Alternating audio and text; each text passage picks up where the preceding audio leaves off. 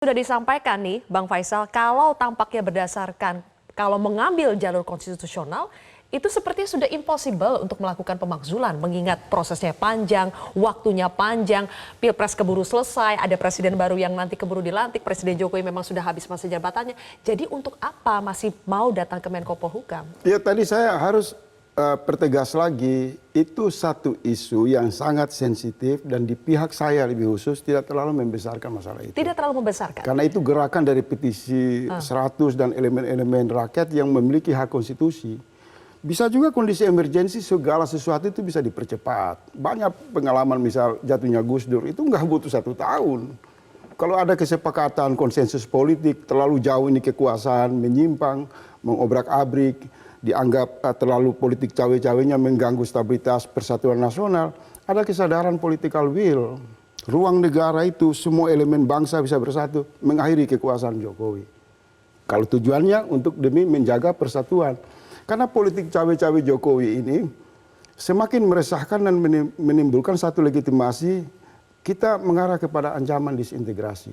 Dan jangan lupa hasil survei pemuda ICMI di sejumlah lokasi, sejumlah daerah menyimpulkan bahwa apabila laju kecurangan pemilu ini dibiarkan terus terjadi, maka daerah-daerah itu bisa mengusung referendum dan minta merdeka. Oke, kalau ada yang berpendapat begini, Bang. Karena mereka menginginkan demokrasi ini tidak hanya memilih calon presiden, tapi sebagai perekat persatuan nasional. Ya. Saya menangkap itu sama dengan pemahaman Pak Mahfud.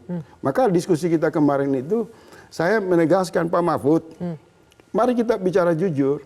Semua lembaga negara, TNI, Polri, rakyat ini menghendaki demokrasi yang berjalan damai, jujur, tanpa motivasi untuk menciptakan lahirnya kelanjutan politik dinasti.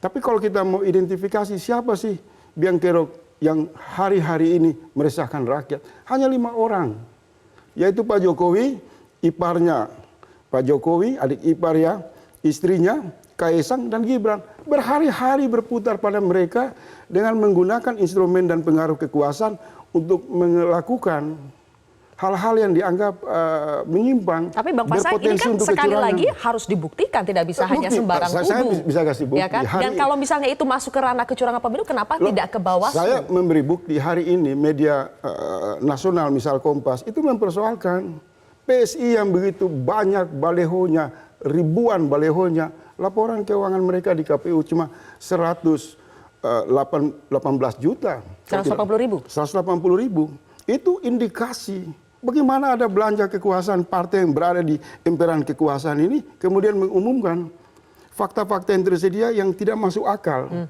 Belum lagi apa yang terjadi di Mahkamah Konstitusi itu menghancurkan seluruh marwah kehidupan kita dalam bernegara. Jadi saya mengatakan kemarin kepada Pak Mahfud, kecurangan itu tidak dilihat dari tidak dipahami sebatas ruang demokrasi. Tapi ada kecurangan dalam bernegara yang berakibat masuk ke dalam produk demokrasi yang namanya pemilu. Dan hari-hari ini kita lihat Jokowi itu seolah-olah tampil sebagai koordinator pemenang calon presiden yang dekat dengan dia kan. Jelajahi cara baru mendapatkan informasi. Download Metro TV Extend sekarang.